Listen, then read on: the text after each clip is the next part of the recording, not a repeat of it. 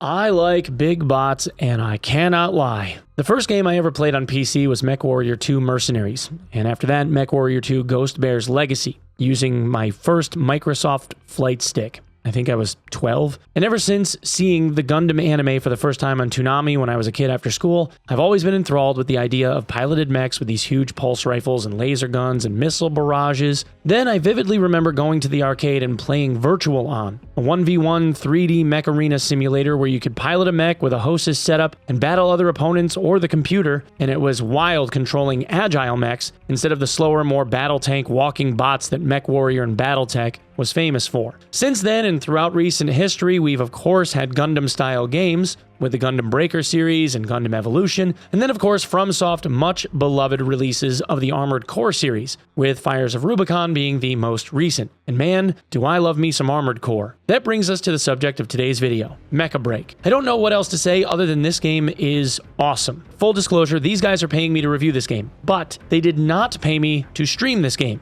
which I have been doing ever since the game went live yesterday, and I've been spending hours off stream just fragging away because I enjoy playing it that much. I have spent literally 16 hours since, like, yesterday morning. The PvP fights are pretty damn hype. I've had rounds where I've gotten even 11 kills, and the movement mechanics are great for a mecha game, but we'll get into that in a little bit. Oh, and hey, maybe don't Mecha break my heart and consider subbing to the channel. Yeah? God, that dad joke was awful. But anyway, this game is being produced by Chinese developer Amazing Sun Games, and is scheduled for full release sometime this year, but they haven't said exactly when. There is a free demo/playtest of the game going on right now as well, with also no currently announced end date that you can jump in and play for absolutely nothing should you choose to check it out. And I hope you do, because honestly, this game is fun. For those of you that would check out the Steam page for the demo and wonder why the reviews are mostly negative, I'll explain. When the game first released for its demo/playtest yesterday, it had to come back down after a couple of hours due to a lack of proper infrastructure, because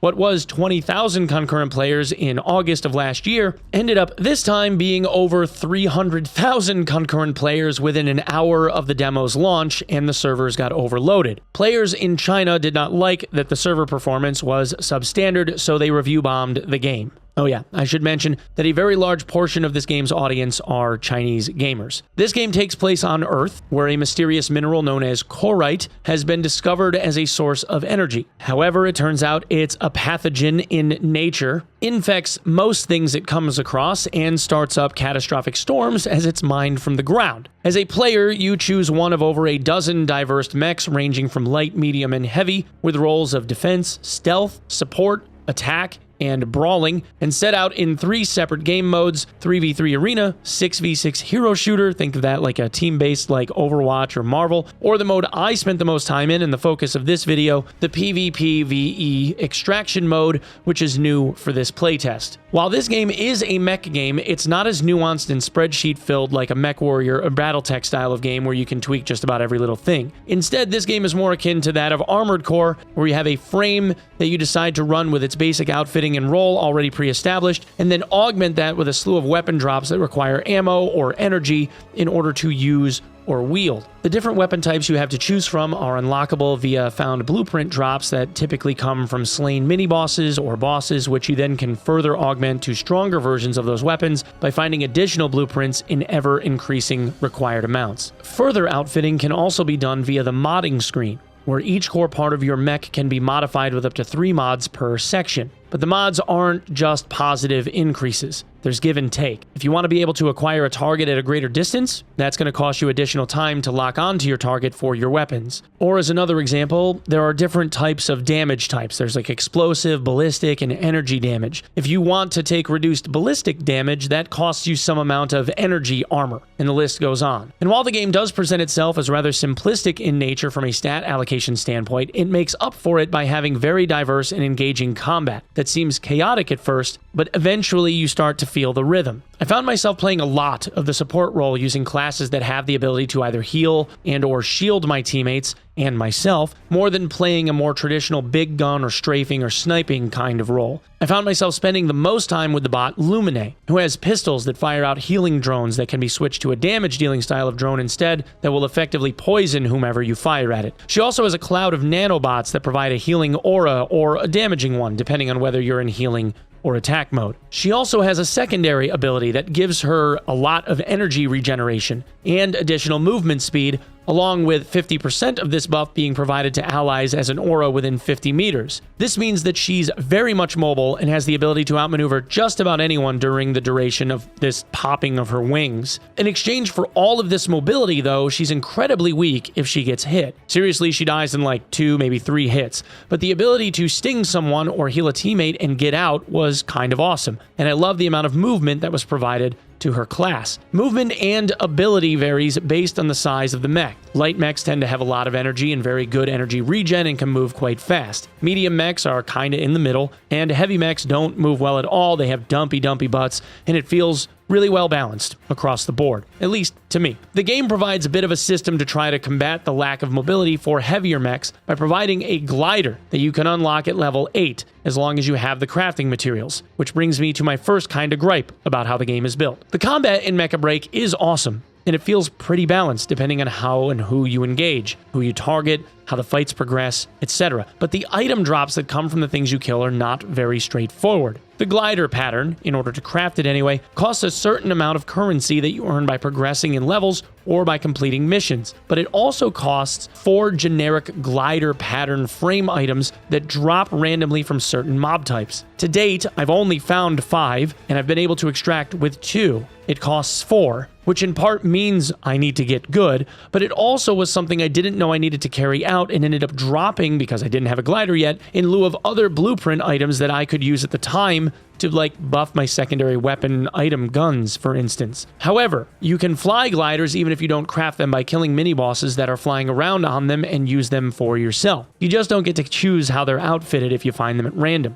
These gliders, whether crafted or taken, can be outfitted with a wide variety of weapons and utility items ranging from healing drones to sniper rifles to rocket launchers and beam cannons, and even like a chop melee energy blade that I thought was kind of funny at the time, but was kind of cool. At least to me, the game didn't really do a very good job of outlining what was valuable and what wasn't. But I suppose that's traditionally how extraction games work. They tend to not clue you in to much of anything in terms of its utilitarian value. Matchmaking for the game felt relatively quick and painless with a pretty cool loading screen, and load times were not bad at all. And honestly, it really didn't matter what the team makeups were. Every team, regardless of makeup, had strengths and weaknesses, and it really depended on the player's skill and familiarity with the game mode and the playing off of their teammates, and really that tended to win the fights from at least what I could see. If you had a light sniper on your team, it made sense for the sniper to put down a cloaking field on the top of a cliff and snipe the heck out of other players rather than diving in for a melee brawl. I died one time because of that. If you had a team comprised of a couple of heavy mechs, it made sense to set them up as hard points and force fights to come to you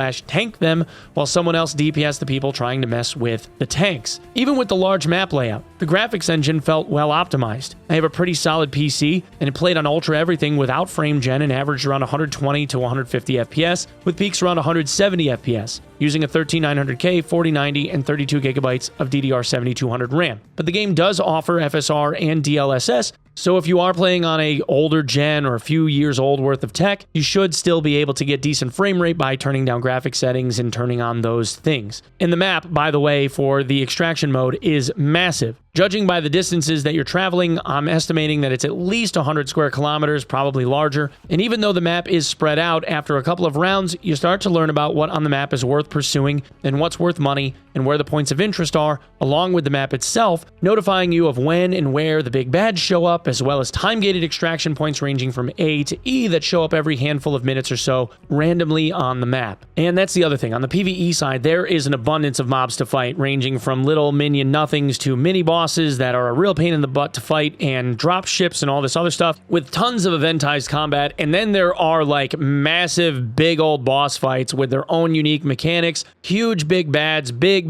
boss fights with big loot. And the fights felt pretty epic, I'm not gonna lie. Like, the big bosses are pretty cool. There is also somewhat of a BR-esque storm mechanic. If you don't take out the extractors that are mining up this corite, eventually they cause these big angry purple storms that ruin your targeting systems and cause you to take tick damage until you eventually blow up. So you have to make sure you either destroy the extractors on the map, which keeps your area clear, or fly around the big purple spicy clouds so you don't crash out. This adds a bit more of a BR flavor to the map, but the map is not a BR in a traditional sense, as you can not only prevent the storms from happening, but there are very few upgrades that can be obtained on the map that you can use at the time that you find them. Typically, those upgrades are just secondary weapons of a higher quality than what you're already using and drop off of just like big primary bosses. They don't typically drop from like mini bosses or anything like that. Okay, so here are my impressions, and I do believe there's some room for improvement here. First, the tutorial is not optional. In order to get into the game from the rip, you have to play through a couple of storyboarded rounds that show you basic movement, attack, block, parry, dodge, and associated other defense mechanics,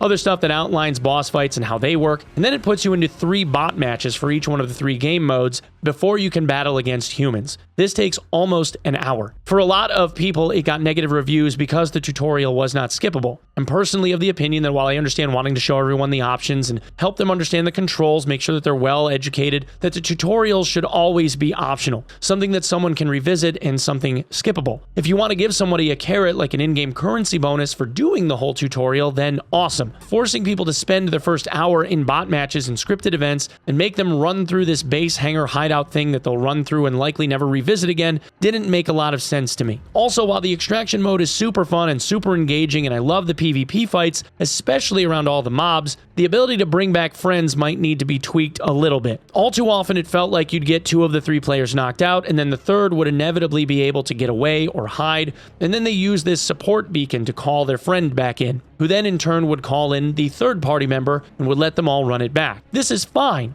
except the cooldown for this was only about 5 minutes, and it could be reduced by 30 seconds at a time by upgrading this beacon via the support beacon menu as long as you had the upgrade materials. This meant that people could essentially rat for an entire run, call in their homies if things got bad, and then sandbag until the cooldowns were up and bring everyone back again. And this felt like one of those mechanics that felt awesome if your team was the one pulling it off, and really crappy if you were the team constantly getting crashed by teams as they resurrected each other from the dead. Also, being that it's an extraction mode, there doesn't seem to be any squeeze, which makes me worried that the extraction mode will have legs for the long term. If you die in the extraction mode, you only lose the items that are in your inventory that you found along the way just for that round. You don't lose your mech, you don't lose your guns, you don't lose your mods, and mid-round, 3 separate times, you have the ability to call in a personal supply shuttle that you can put items into, 3 at a time, and send back to your stash. This means that if you die in the extraction mode, you only lose the progress of that round. You don't lose any overall progress, which means there's no loss at any point, aside from the time spent. There's only gain. And even then, you still get the long-term increase of merit points, which appear to be rewarded linearly based on the amount of time you spend in the extraction mode. In fact, the only real squeeze you feel was that you can't call in a secondary weapon pod for yourself to outfit yourself with weapons after you die. You lose your secondary weapons and any ammo you accumulated. Also,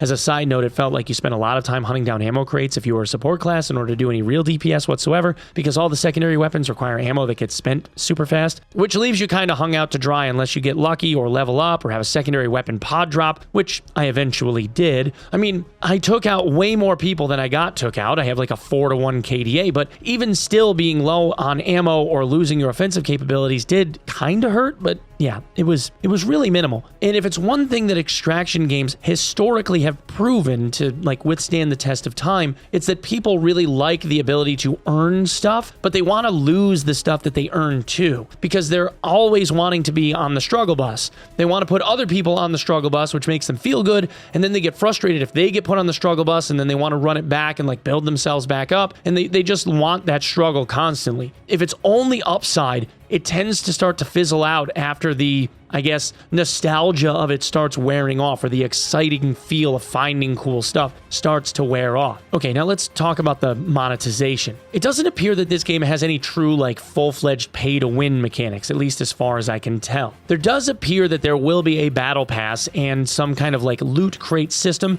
which award both the primary in-game currency as well as have a very low chance to unlock the most expensive mech, the Inferno, which is either obtained via RNG out of a gold-colored maintenance supply crate, or that must be purchased using merit points at the tune of 18,000 points. But you can only earn up to 6,000 merit points per week, which means it takes 3 weeks of maxing out the merit points in order to purchase the new mech outright. There is also a merit points exchange that can be utilized using upgrade materials that will give you a handful of points each, but the gain from this is so marginal that I don't believe it would be worth using that as a primary means by which to gain those points. Even by using the merit points exchange, you're still capped at 6,000 points, which again means it would take 3 weeks to purchase the most expensive mech outright. There is a little pay for advancement though, although this is currently disabled for the demo period. They have this option at least showing in the UI for the ability to purchase a bonus contract, which looks like buying the battle pass and would unlock the Inferno mech or provide 18,000 merit points instead if you already own the Inferno mech, along with some other bits and bobs that would give the player additional contract points upon completing some missions. Aside from this bit, it looks like the rest of the game's primary monetization will be done via this battle pass mechanic, and it looks like based on how the seasons are being laid out that there would likely be a new mech as the seasonal reward as the new battle passes come out. That looks like the ongoing monetization as far as I can see it. It also seems like this pass level is what is required in order to unlock certain features of the game. I didn't have access to craft my own glider to bring into the matches with me until my battle pass level reached level 8. There's also a solo only option to play on the extraction map as well, but you can't access that until I think level 16. There's an ace pilot challenge as well, but I think you have to be level 15 to touch that, and a slew of other pilot challenge modes that you can't access or complete until you get to level 12. And I'm only level 9 after some 16 hours so far. It's a pretty slow grind. Now, obviously, I'd be able to speed this up via getting achievement progression and utilizing the other combat modes and whatnot, and I've been one-tricking it in the extraction game instead, which is going to be much slower, but it does award mods for your mechs much faster than by playing the 3v3 or 6v6 modes. It seems that the 3v3 and 6v6 modes are for generating contract points, which are the primary currency for unlocking new mechs and upgrading weapon systems via blueprints and whatnot. So everything has its place. But again, the game is grindy. It is a super fun frag fest, and gameplay-wise, I absolutely love the extraction mode combat, but the game is definitely a grind. It's a traditional Chinese cultural developer style of grind that could likely stand to be eased a bit since you can't really experience all the mech variety without putting in serious hours. But if you have a strong idea of what style of gameplay you'd like or what role you primarily would like to fill, then it shouldn't be that big of a deal or a big push for you to dive into this game and not look back. Anyway, that's what I have for this one, guys. I hope you enjoyed it. Please consider checking out one of my streams sometime over at twitch.tv/Onepeg or hit me up on Twitter at OnePegMG. Thank you for lending me your eyeballs, everyone, and I'll see you in the next video.